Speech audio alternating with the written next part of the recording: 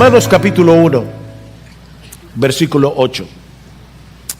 Dice Pablo: en primer lugar doy gracias a mi Dios por medio de Jesucristo por todos vosotros, porque por todo el mundo se habla de vuestra fe. Pues Dios, a quien sirvo en mi espíritu en la predicación del evangelio de su Hijo, me es testigo de cómo sin cesar hago mención de vosotros siempre en mis oraciones, implorando que ahora al fin por la voluntad de Dios logre ir a vosotros, porque anhelo veros para impartiros algún don espiritual a fin de que seáis confirmados, es decir, para que cuando esté entre vosotros nos confortemos mutuamente cada uno por la fe del otro, tanto la vuestra como la mía. Y no quiero que ignoréis, hermanos, que con frecuencia he hecho planes para ir a visitaros y hasta ahora me he visto impedido, a fin de obtener algún fruto también entre vosotros, así como entre los demás gentiles. Tengo obligación tanto para con los griegos como para con los bárbaros, para con los sabios como para con los ignorantes. Así que por mi parte ansioso estoy de anunciar el evangelio también a vosotros que estáis en Roma. Si hay algo que es evidente en la vida del apóstol Pablo, es su pasión por Cristo y por su iglesia. Esto es algo que se percibe fácilmente al leer cualquiera de sus cartas, incluyendo esta carta a los romanos que comenzamos a estudiar la semana pasada. Pablo deseaba profundamente visitar esta iglesia, pero hasta el momento no había podido hacerlo, y es precisamente por esa razón que él les escribe esta carta. Aunque él no los conocía personalmente, deseaba bendecirlos con el evangelio, y ya que no había podido ir, entonces decide hacerlo por escrito. Ahora, Romanos, que es una carta bastante profunda, no es un ensayo teológico escrito a un grupo de estudiantes en un seminario. Es una carta escrita a un grupo de creyentes comunes y corrientes como tú y como yo. Pero Pablo conoce la importancia de tener una comprensión adecuada del evangelio y de sus implicaciones, y de ahí la urgencia de enviarles esta carta, que, como decía, por momentos se torna profunda teológicamente hablando. Pablo quería llevar a cabo la encomienda apostólica que él había recibido del Señor. Recuerden que estudiamos la semana pasada en el versículo 5 cómo Pablo dice que Cristo mismo lo había constituido como un apóstol con el propósito de promover la obediencia a la fe entre todos los gentiles por amor a su nombre. Pablo anhelaba ver a hombres y mujeres de todas las naciones, los gentiles, con este tipo de fe que produce obediencia, y todo eso para que el nombre de Cristo pudiera ser exaltado, pudiera ser magnificado en medio de ellos. Este hombre que había sido un perseguidor de la iglesia, este hombre que odiaba a Cristo con todo su corazón, había sido convertido, había sido transformado, y ahora Pablo amaba a Cristo con tal pasión que él quería que Cristo fuera conocido, amado, servido, glorificado, alabado, exaltado en todas las naciones. Esa era la pasión que consumía y controlaba el corazón del apóstol Pablo, y esa pasión por Cristo producía al mismo tiempo un deseo genuino y profundo de bendecir a la iglesia por la que Cristo murió, como vamos a ver en este pasaje. Una cosa no puede ser divorciada de la otra. Aquellos que aman a Cristo con pasión, que de verdad aman a Cristo con pasión, aman apasionadamente la iglesia por la que Él murió.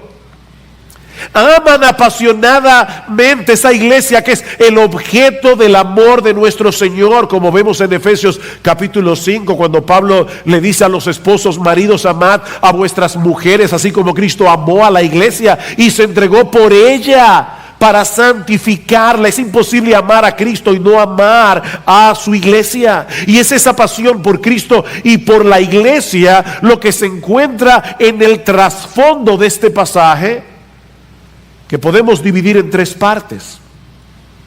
En el versículo 8, Pablo da gracias a Dios por estos creyentes en Roma. En los versículos 9 al 13, Pablo revela a estos hermanos el anhelo que tenía de ir a visitarles. Y en los versículos 14 y 15, Pablo nos muestra qué era lo que lo movía a tener ese deseo tan intenso. Eso es básicamente lo que nosotros encontramos en este pasaje. Vean una vez más el versículo 8. En primer lugar, doy gracias a mi Dios por medio de Jesucristo, por todos vosotros, porque por todo el mundo se habla de vuestra fe.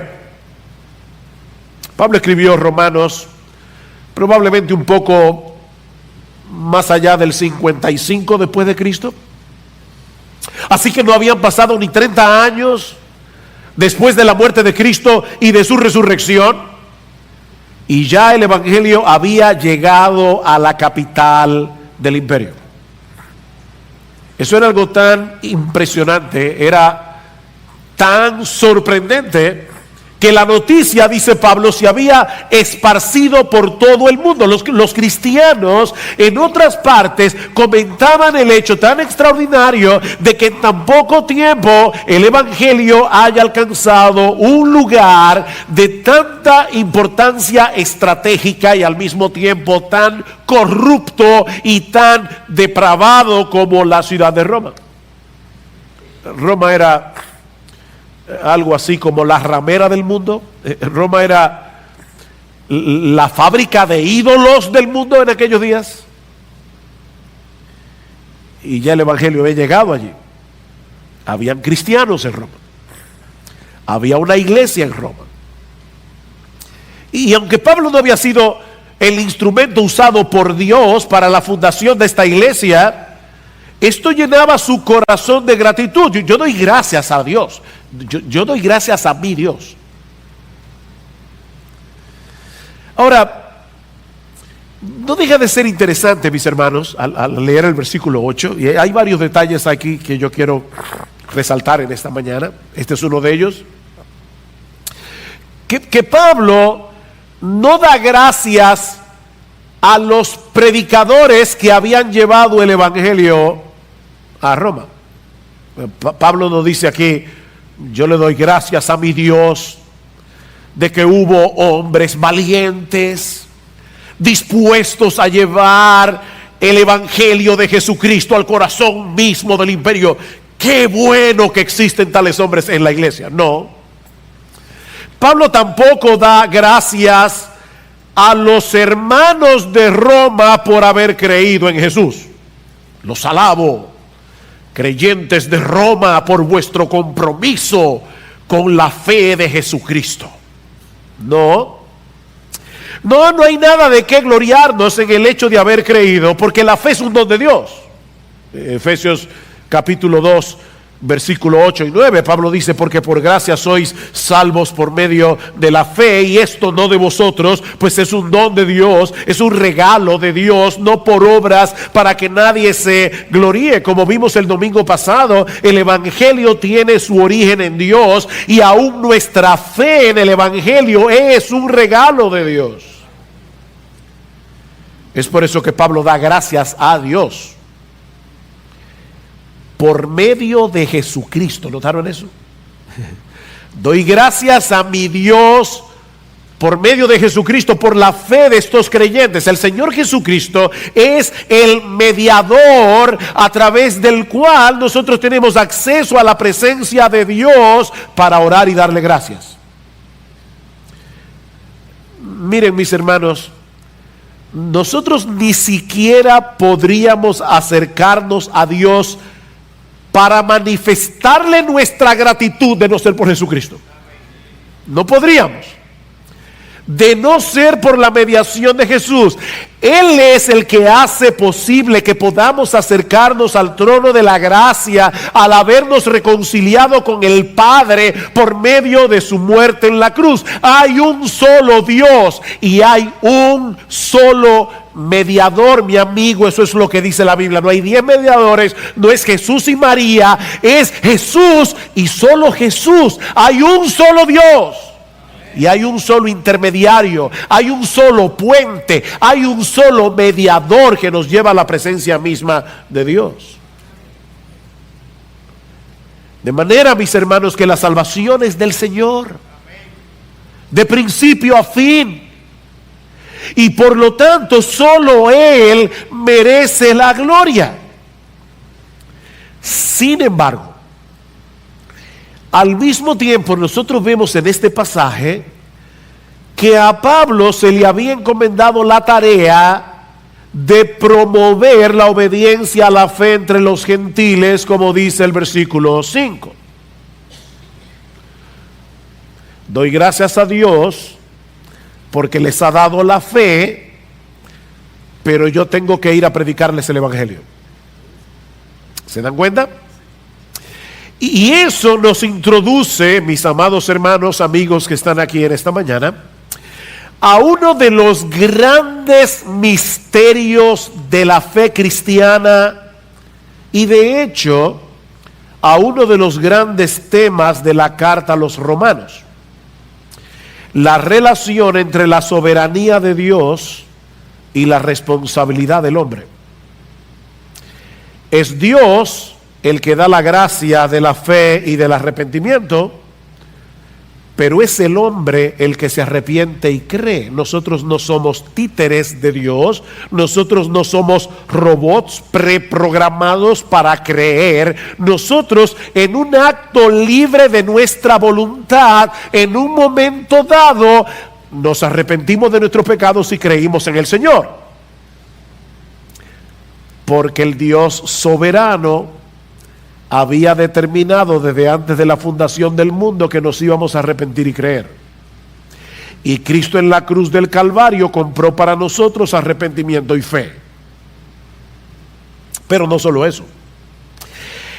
Es Dios el que obra soberanamente en el corazón del pecador, pero Él lo hace a través de la predicación del Evangelio. Noten el versículo 9 que vamos a ver en un momento, todavía no hemos llegado ahí, pero Pablo dice: pues Dios, a quien sirvo en mi espíritu, y esta frase puede traducirse también como la Nueva Versión Internacional, a quien sirvo con todo mi corazón en la predicación del Evangelio de su Hijo. Dios es el que obra, pero Él obra a través de medios. De manera que nadie se va a salvar sin la predicación del Evangelio. Porque a Dios le ha placido salvar a los creyentes por la locura de la predicación.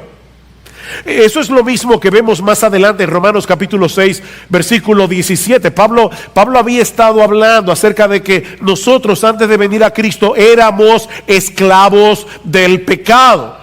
Pero gracias a Dios, otra vez, que aunque erais esclavos del pecado, habéis obedecido de corazón a aquella forma de doctrina a la cual fuisteis entregados. ¿Se dan cuenta? Hubo una forma de doctrina, hubo una doctrina en la que ellos creyeron y alguien les llevó esa doctrina. Alguien les predicó estas doctrinas preciosas del Evangelio. Y ahora Pablo dice: yo doy gracias a Dios que aunque erais esclavos del pecado, habéis obedecido de corazón aquella forma de doctrina a la cual fuisteis entregados, y libertados del pecado vinisteis a ser siervos de la justicia. Dios es soberano, el hombre es responsable. Esta es una tensión que encontramos a través de toda la Escritura y que ninguna mente finita como la tuya y la mía es capaz de entender plenamente. No es que no podemos entender nada, Por eso decimos que esto es un misterio, no un enigma. Un enigma es una pared infranqueable, no se puede penetrar. Un misterio es un océano sin fondo. Tú te puedes tirar y de acuerdo a tus pulmones intelectuales y espirituales vas a llegar hasta cierta profundidad, pero siempre, no importa qué tan profundo tú seas, siempre va a haber debajo de tus pies un océano infinito al que nunca vas a llegar. Así que aquí tenemos una tensión que ninguna mente finita es capaz de entender plenamente o de explicar de una manera completamente satisfactoria. Dios es soberano, el hombre es responsable. Y mis hermanos, créanme, no es exagerado decir que muchos de los errores, muchas de las herejías que han surgido a lo largo de los siglos en la historia de la iglesia han tenido su origen en el intento de eliminar esta tensión. ¿Y cómo lo han hecho? Bueno, algunos lo hacen debilitando la soberanía de Dios, dejando la salvación en última instancia en manos del pecador, como lo hace el arminianismo y el catolicismo romano. Otros lo hacen debilitando la responsabilidad humana a favor de la soberanía de Dios, como es el caso de los hipercalvinistas. Pero lo cierto es, mis amados hermanos, que la Biblia da por sentado estos dos lados de la moneda actuando al mismo tiempo, actuando en el mismo evento, no al mismo tiempo. La soberanía de Dios siempre va primero,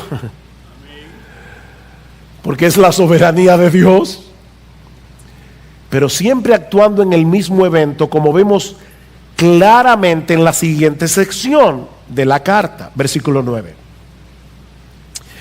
Pues Dios, a quien sirvo en mi espíritu en la predicación del evangelio de su Hijo, me es testigo de cómo sin cesar hago mención de vosotros siempre en mis oraciones, implorando que ahora al fin por la voluntad de Dios logre ir a vosotros. Pablo pone a Dios de testigo de que sin cesar él oraba por estos hermanos y que él le pedía a Dios en oración: por favor, Señor, en tu santa y perfecta voluntad, concédeme el anhelo de mi corazón, déjame ir a Roma, déjame ir a Roma. Pablo quería ir a Roma, vean el versículo 11, porque anhelo veros. Versículo 13, no quiero que ignoréis, hermanos, que con frecuencia he hecho planes para ir a visitarlos. Versículo 15, así que por mi parte ansioso estoy de anunciarles el evangelio. ¿Ven el punto? Pablo quería ir a Roma y él le oraba a Dios: por favor, Señor, déjame ir a Roma. Pero al mismo tiempo él se sentaba a planificar cómo llevar a cabo este proyecto. ¿Ven el versículo 13? Otra vez, no quiero que ignoréis, hermanos, que con frecuencia he hecho planes para ir a vosotros a visitarlos, y hasta ahora me he visto impedido a fin de obtener algún fruto también entre vosotros, así como entre los demás gentiles. Tal parece que la razón por la que Pablo se había visto impedido de llegar a Roma era que él no había completado su obra evangelizadora en Grecia y en sus alrededores. Más adelante en Romanos capítulo 15 versículo 19, Pablo dice que desde Jerusalén y por los alrededores hasta el Ilírico he predicado en toda su plenitud el evangelio de Cristo. Pero ahora escuchen lo que sigue diciendo: por esta razón muchas veces me he visto impedido de ir a vosotros. ¿Ven? Él estaba en otra cosa, él tenía otras responsabilidades, pero ahora, no quedando ya más lugares para mí en estas regiones, y puesto que por muchos años he tenido un gran deseo de ir a vosotros, cuando vaya a España iré a vosotros. Romanos 15, 22. Pablo tenía años deseando ir a Roma. y se lo había pedido a Dios en oración una y otra vez. Pero al mismo tiempo, él se sentaba a planificar el viaje. Ustedes se dan cuenta, hermano, que en la mente de Pablo no había ninguna contradicción entre esas dos cosas, entre su determinación de llegar a Roma y su confianza en la soberana voluntad de Dios. Él hacía planes y oraba y hacía planes. Su convicción de que él debía orar por este viaje, porque Dios, a final de cuentas, era el que iba a obrar, no llevaba a Pablo a quedarse de brazos cruzados a esperar que las cosas sucedieran. Él hacía planes en oración. Así que, mis hermanos, en vez de tratar de desentrañar el misterio de la soberanía divina y la responsabilidad humana, Pablo aprendió lo que tú y yo debemos aprender si de veras queremos tener pasión por Cristo y por su iglesia. Debemos aprender a vivir en esa tensión, sabiendo que debemos orar y que debemos planificar y actuar. Porque lo que Dios ha decretado que ocurra va a suceder en el contexto de la actuación responsable de los hombres. Me ponérselo de esta manera. Miren, como dice John Piper, si Dios ha decretado que un hombre muera por un balazo, él no va a morir hasta que la bala sea disparada. Es así de simple. Hasta que alguien no haga ¡pum! Como decía el otro día un hermano, después del famoso problema con los Boeing, esos Max, y yo viajaba ese mismo día, y un hermano me mandó una nota diciendo, a mí no me dan miedo los aviones, gracias al Señor, pero él, previendo que tal vez me daba miedo, me dijo, Sugel, no te preocupes, recuerda que tú eres inmortal hasta que Dios lo decida. Me dijo, ¿está bien? Qué bueno saber eso. Debemos orar, debemos planificar y debemos actuar. Son tres patas de la misma mesa. Santiago capítulo 4. Vamos ahora los que decís, hoy mañana iremos a tal ciudad y estaremos allá un año y traficaremos y ganaremos, cuando no sabéis lo que será mañana. Mi papá siempre decía, calculen el moquillo. Y lo que él quería decir era que hay individuos que toman un papel y un lápiz y dicen, voy a comprar 3 gallinas, las gallinas van a poner tantos huevos, de los huevos van a salir tantos gallos, y en una hora tienen una granja.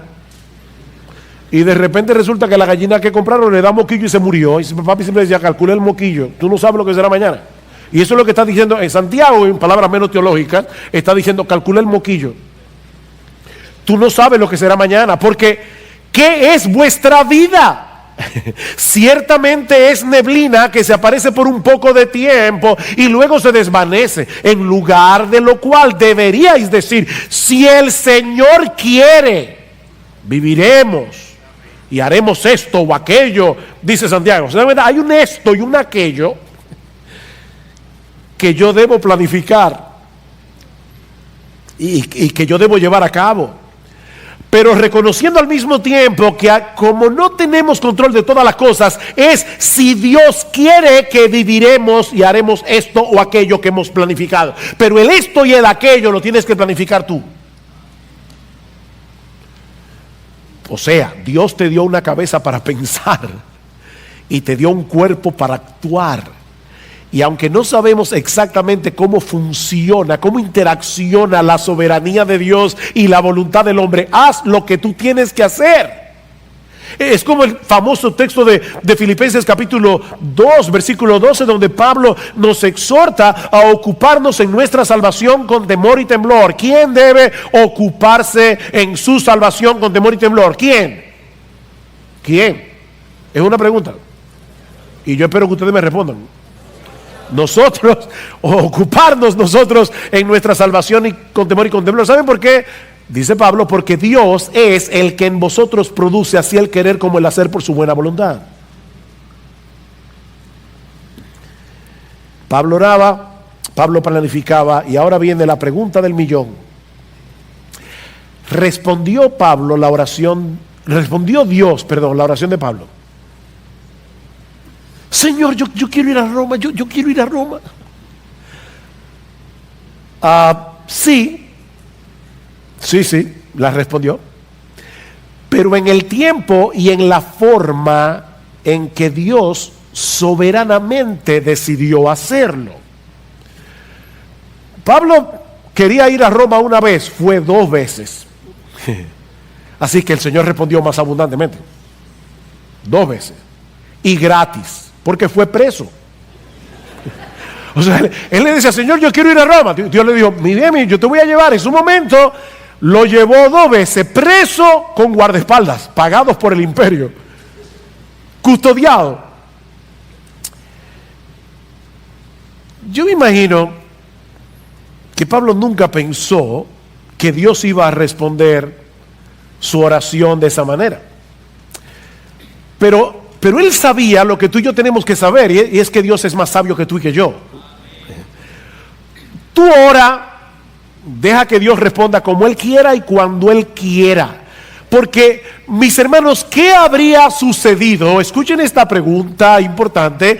¿Qué habría sucedido si Dios hubiera respondido la oración de Pablo tan pronto la hizo la primera vez? ¿Saben qué hubiera sucedido? Que no tendríamos la carta a los romanos. La razón por la que Pablo tuvo que escribir la carta a los romanos es porque Dios se dilató en responder su oración. Así que hoy estamos estudiando la carta a los romanos porque Dios no quiso responderle a Pablo su oración inmediatamente. ¡Qué bendición! ¡Qué bueno que Dios no le dijo que sí a Pablo de una vez! Porque de lo contrario no tendríamos esta bendición en nuestras manos. ¿Ustedes se dan cuenta? Mi hermano querido, tú que estás orando por algo que no ha llegado, tranquilo, sigue orando, pero sigue esperando en la buena voluntad de Dios. De manera que al pedirle algo a Dios en oración debemos esperar con mansedumbre, humildad, que Él responda en su tiempo y a su manera. ¿Saben que orar es una aventura? Es una aventura porque uno nunca sabe la forma tan creativa en la que Dios va a responder nuestra oración. Pero no dejes de orar. Porque la Biblia dice en Santiago capítulo 4 versículo 2 que no tenemos lo que deseamos porque no pedimos. En la soberanía de Dios, Él ha decretado hacer lo que Él va a hacer a través de nuestras oraciones. Pastor, yo no entiendo. No hay problema, yo tampoco. Pero obedece. Que Dios dice en su palabra, tú no tienes lo que quieres porque no lo pides. Así de sencillo.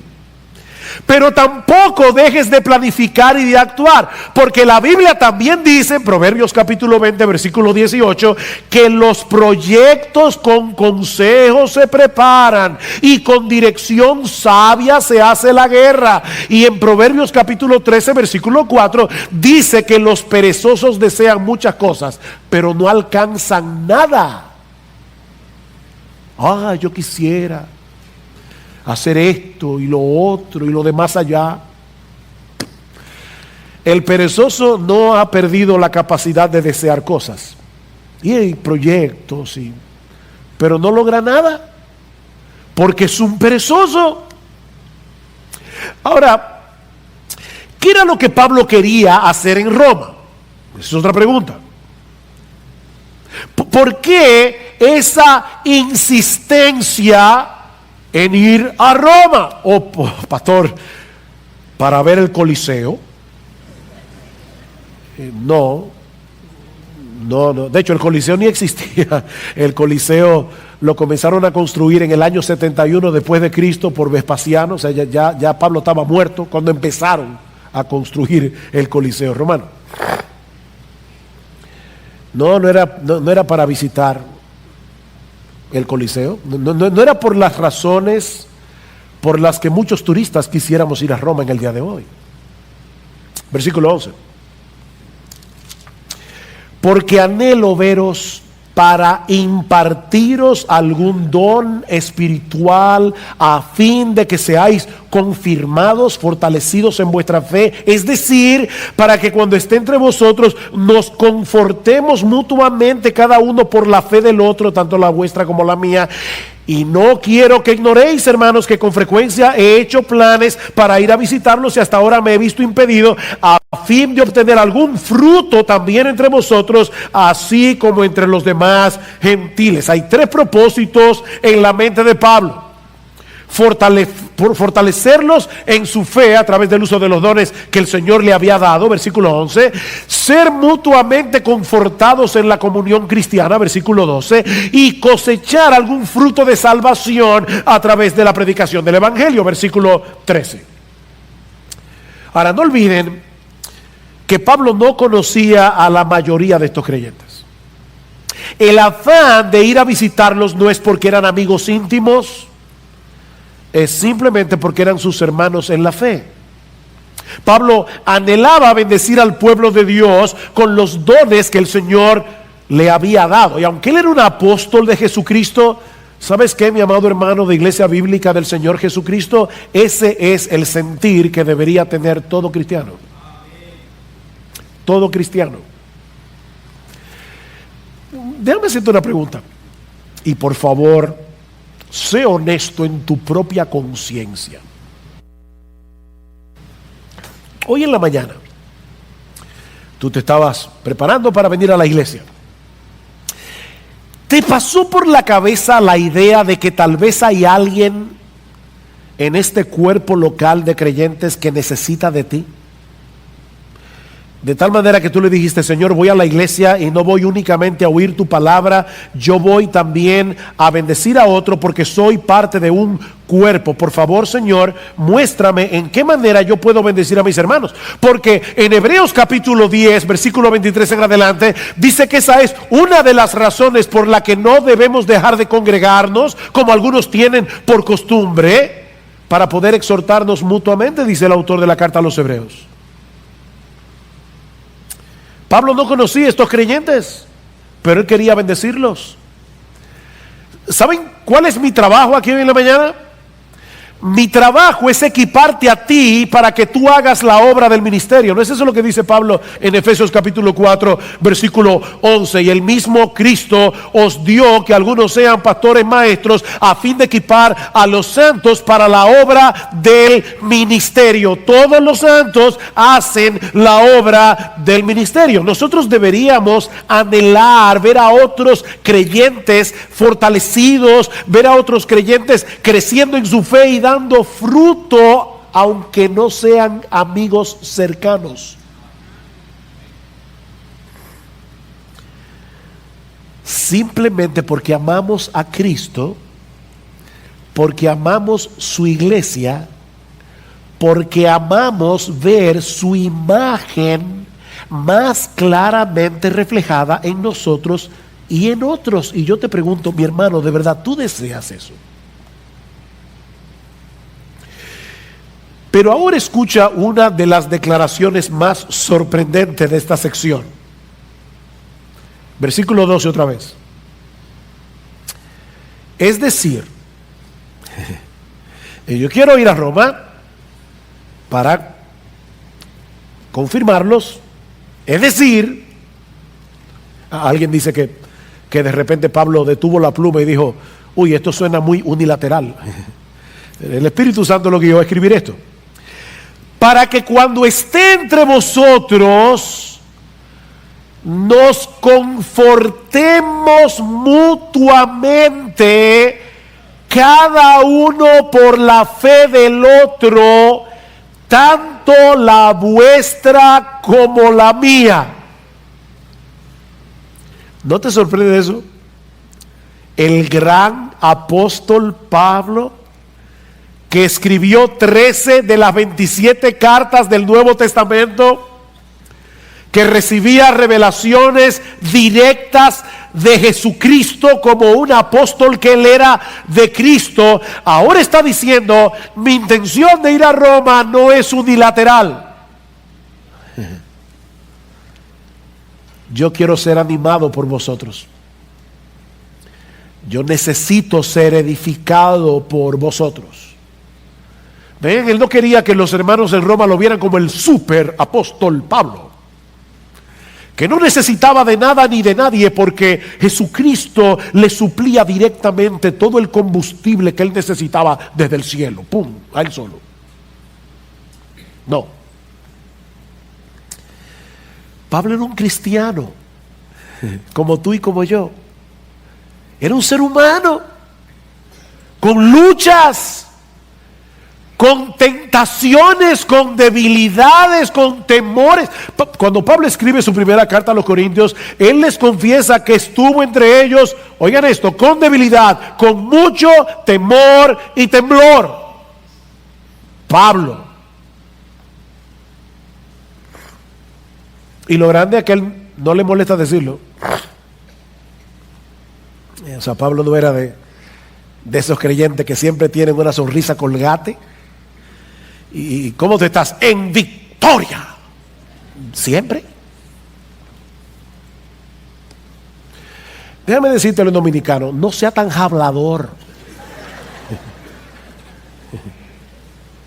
Eso no es verdad. Eso no es verdad. Te estás engañando. Tú quieres dar una imagen. ¿Se acuerdan de esa película, de ese libro, perdón, que se hizo muy famoso? Lo que se acuerden van a revelar la edad. Es el libro de, creo que era de Eric Fromm. I'm okay, you are okay. Yo estoy bien, tú estás bien, todos estamos bien. Aquí todos estamos bien.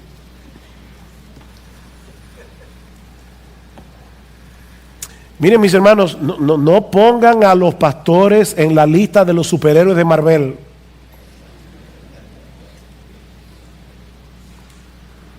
Porque son hombres de carne y hueso, con sus propias luchas, con sus aflicciones. Son hombres que necesitan aliento, son hombres que necesitan estímulos, son hombres que necesitan ser fortalecidos por otros cristianos, son hombres que necesitan ser edificados. Escuchen esta descripción del ministerio, Pablo, 2 Corintios 4. Pero tenemos este tesoro en vasos de barro. Oí en estos días una prédica que me envió mi hija. Wow, me chocó. Este hombre decía que en la época de Pablo hacían unas vasijas de barro con un tesoro adentro, un tesoro valioso. Ellos pensaban: si yo pongo este tesoro tan valioso en esta vasija que no cuesta nada, los ladrones no van a buscar ahí. Ahora, esas vasijas eran como las alcancías en el día de hoy. Para sacar el tesoro había que romperlas. Una vez alguien me dijo: Sugel, cuando Dios decide usar a un hombre, ese hombre va a sufrir mucho. Y eso no es para los pastores solamente. Es que la vasija tiene que ser rota para que el tesoro pueda salir. Y Pablo está diciendo: nosotros tenemos un tesoro en vasos de barro. ¿Saben para qué? Para que la excelencia del poder sea de Dios y no de nosotros, que estamos atribulados en todo, mas no angustiados, en apuros, mas no desesperados, perseguidos, mas no desamparados, derribados, pero no destruidos.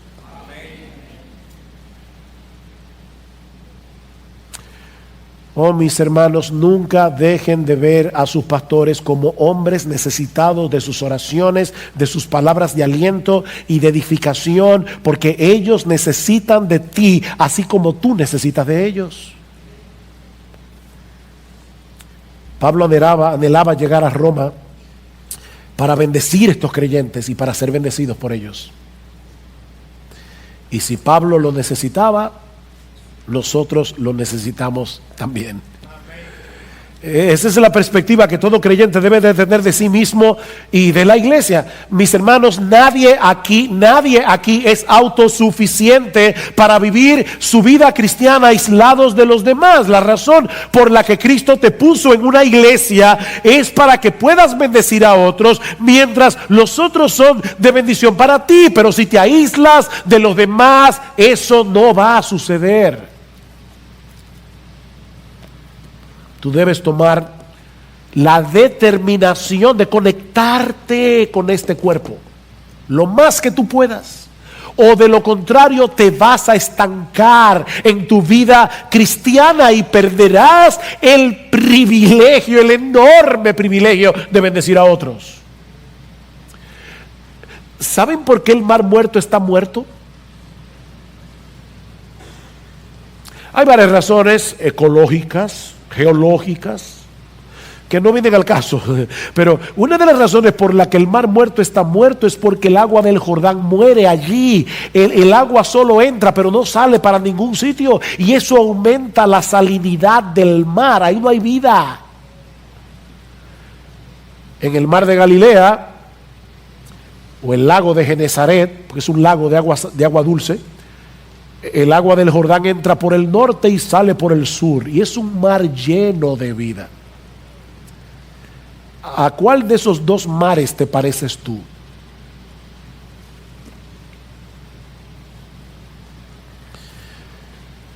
¿Eres de los que vienes a la iglesia los domingos únicamente a recibir el agua desde el púlpito? ¿O esa palabra resuena de tu corazón al corazón de otros cada semana? Pero hay algo más en nuestro texto que veremos más brevemente. Ya vimos que Pablo da gracias a Dios por estos creyentes en Roma. Ya vimos que Dios pide en oración a Dios la oportunidad de visitarles. Pero ahora Pablo quiere revelar a estos hermanos la motivación detrás de su anhelo, si quieren ponerlo de otro modo, la fuerza motora que mantiene en movimiento esa determinación en el corazón de Pablo. Versículo 14. Tengo obligación, tanto para con los griegos como para con los bárbaros, para con los sabios como para con los ignorantes.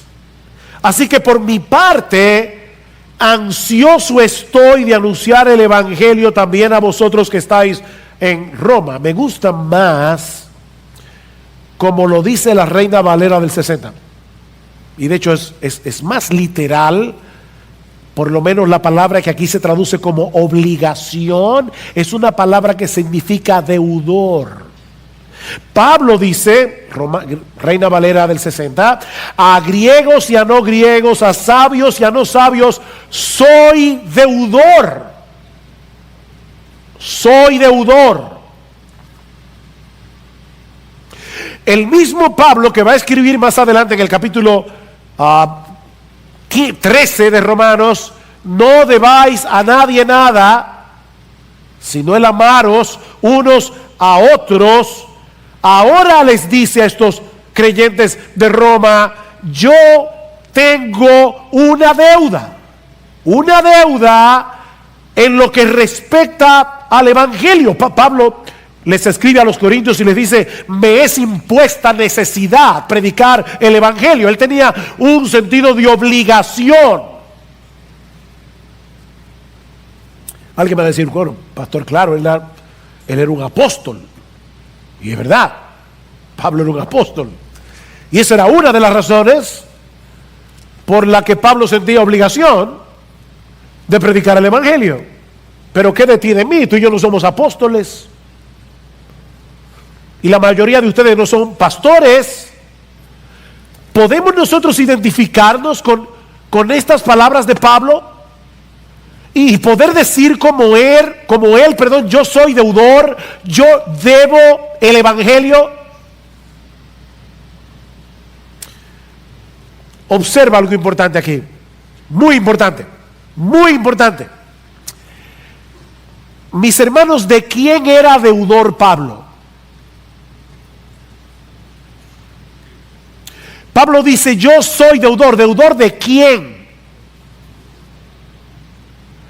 ¿Se sentía Pablo que él era un deudor de Dios? No. No, porque el evangelio es un don de gracia. Vean, en el versículo 5 Pablo dice, por medio de quien hemos recibido la gracia y el apostolado para promover la obediencia a la fe. Y más adelante va a decir que la salvación es por fe y para fe, como está escrito, mas el justo por la fe vivirá. La salvación es por gracia. Y la gracia es un don que Dios nos da gratuitamente. Nosotros teníamos una deuda con Dios por causa de nuestros pecados. Pero esa deuda fue cancelada. Esa deuda fue pagada hasta el último centavo por nuestro Señor Jesucristo. Así que la gracia no nos hace deudores de Dios, porque de lo contrario ya no sería gracia. No, Pablo era deudor de los griegos y de los bárbaros. Los bárbaros era como los griegos veían a todo el mundo, porque ellos se veían como superiores. Y por eso se inventaron la palabra bárbaro, que en griego suena igual que en español, bárbaro. Es como una gente que habla mucho disparate. Es una palabra onomatopéyica. ¿Se entendió, verdad? Las palabras onomatopéyicas suenan como lo que significan.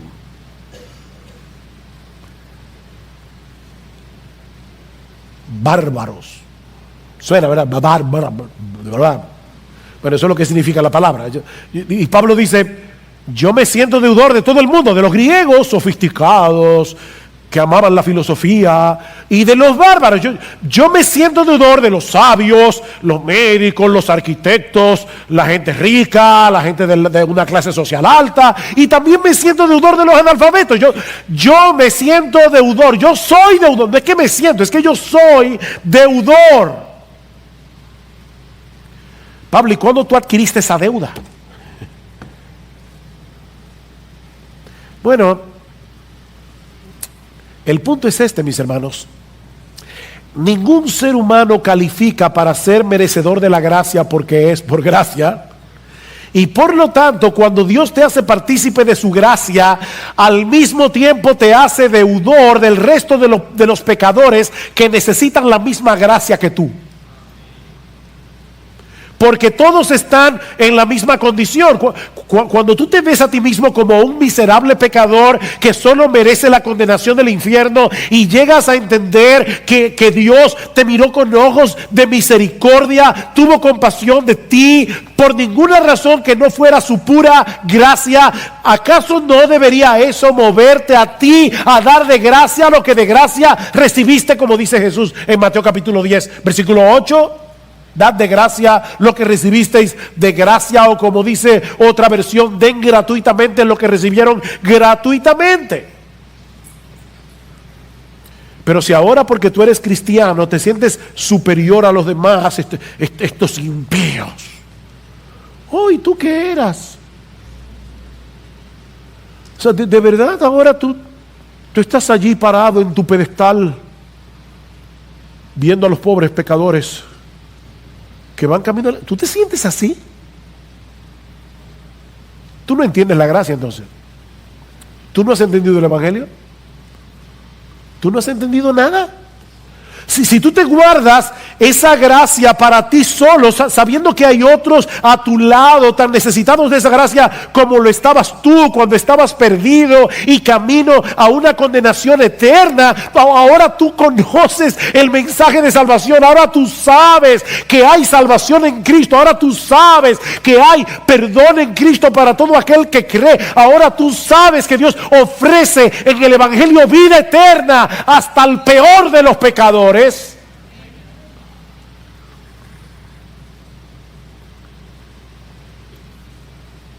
¿Y tú no quieres compartir eso?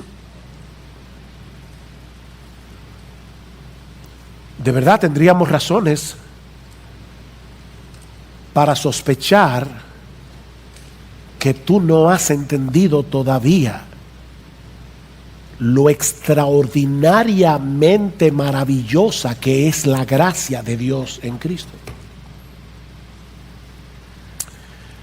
Es una especie de deuda moral,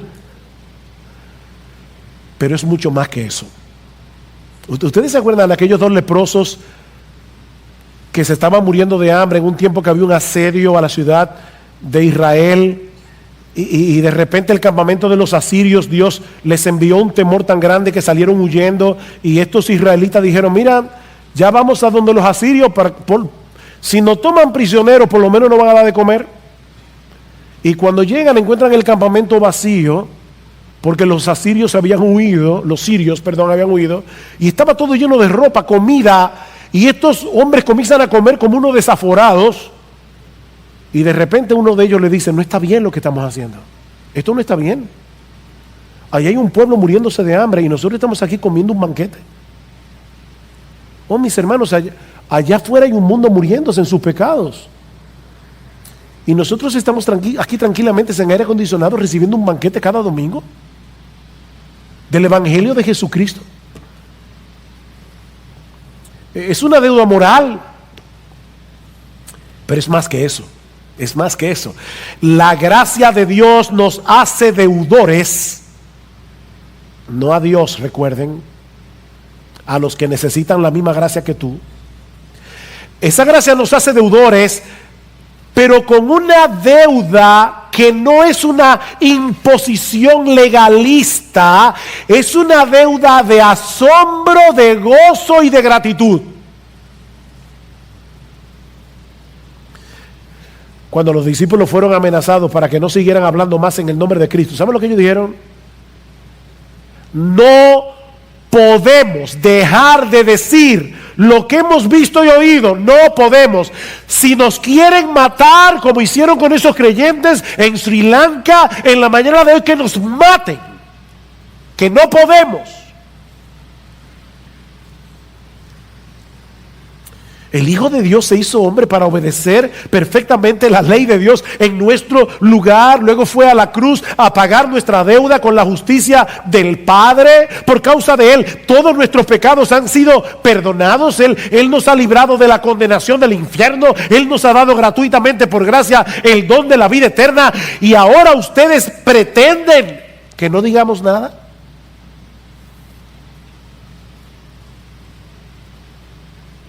Versículo 15. Así que, por cuanto soy deudor, pero un deudor gozoso, el que tiene deuda no puede dormir, porque está aplastado por la deuda. No es ese tipo de deuda, esta es una deuda gozosa.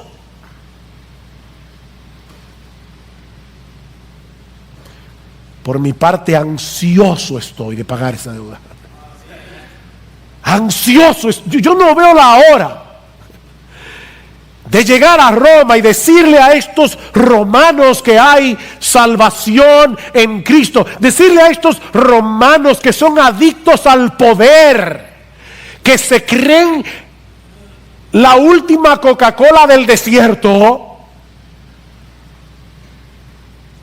que el Evangelio es verdadero poder. Yo no veo la hora, ansioso estoy de anunciar el Evangelio también a vosotros que estáis en Roma. Y noten que no era simplemente para predicar el Evangelio a los perdidos. A vosotros que estáis en Roma, a los que recibieron la carta, que eran cristianos. Porque el mismo Evangelio que salva es el mismo Evangelio que santifica, es el mismo Evangelio. Y Pablo anhelaba profundamente ver a estos creyentes creciendo espiritualmente, fortaleciéndose en su fe, para que ellos también pudieran ser instrumentos en las manos de Dios para bendición de otros, como dice el versículo 12, para que seamos mutuamente confortados por la fe vuestra y por la mía. Si nos fortalecemos en la fe, vamos a poder confortarnos mutuamente. Los pastores no estamos llamados a hacer todo en la iglesia. Nosotros, como decía hace un momento, equipamos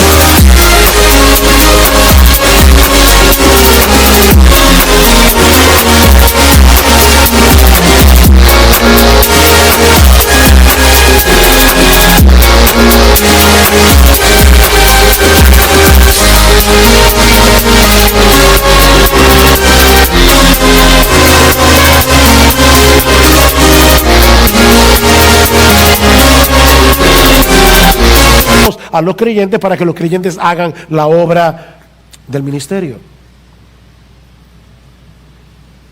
Y ahora yo te pregunto, ¿tú percibes en ti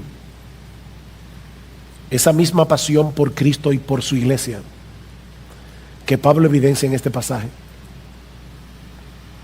¿Te sientes compelido a bendecir a los otros con los dones y talentos que el Señor te ha dado?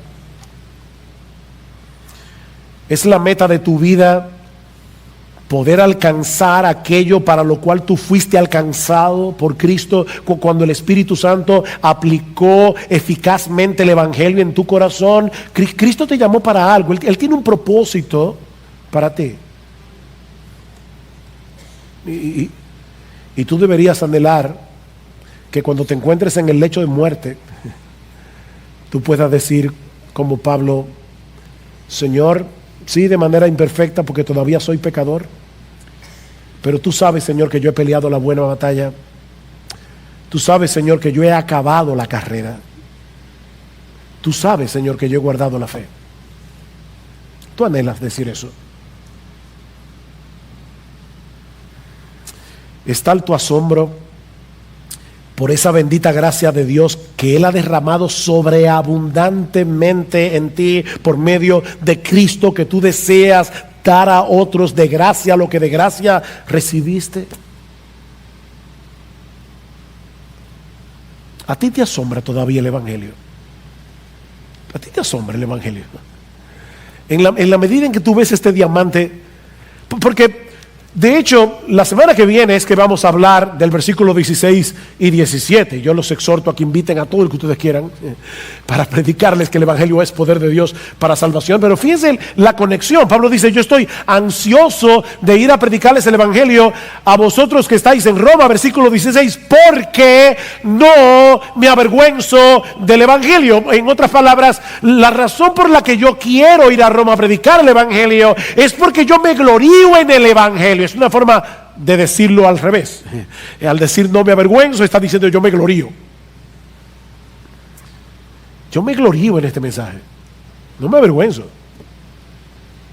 No me avergüenzo de decir que soy evangélico. No me avergüenzo de decir que yo he creído en Jesucristo. No me avergüenzo de decir que yo creo que yo iba camino al infierno y que Cristo me rescató por su muerte en la cruz. Yo no me avergüenzo de ese evangelio, porque ese evangelio es y seguirá siendo hasta que Jesucristo vuelva, poder de Dios para salvación.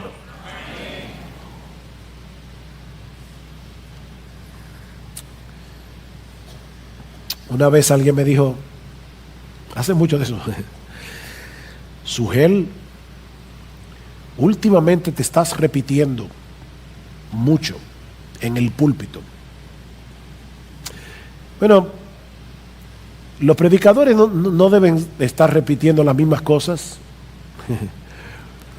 pero hay una cosa que los predicadores deben hacer cada domingo y que no va a cambiar nunca, y es predicar el Evangelio. Mi tarea no es venir aquí a hablar de profundidades misteriosas. No. Y sorprenderlos. Wow. No, mi tarea es, de la manera más sencilla posible, predicarles el Evangelio todos los domingos. Porque esa es la única manera en que ustedes van a poder crecer en su asombro, en su admiración por el Cristo del Evangelio. Y es a través de esa admiración que todos nosotros vamos a crecer a su imagen. Así que hasta que yo me muera, yo no voy a predicar otra cosa. El Evangelio es un diamante inagotable. Nunca vamos a decir, wow, ya lo entendí, ya lo vi. No, lo seguiremos viendo.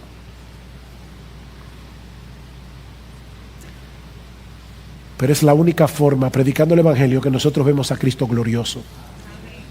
Y cuando vemos a Cristo glorioso, somos transformados de gloria en gloria en la misma imagen, como por el Espíritu del Señor.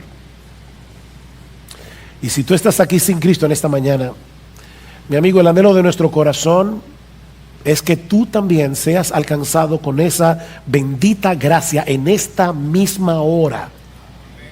De tal manera que tú vengas a Cristo en arrepentimiento y fe, ahora pidiéndole que tenga misericordia de ti. Mi amigo, las puertas de la salvación todavía están abiertas de par en par para todo el que se acoja por la fe a la gracia de Dios en Cristo. No desprecies ese regalo que Dios te está ofreciendo hoy en el Evangelio. ¿Sabes por qué? Porque nadie puede saber con certeza cuándo será la última vez que ese regalo le será ofrecido. El tiempo es ahora, mi amigo, no mañana. Es ahora, porque mañana puede ser muy tarde para ti.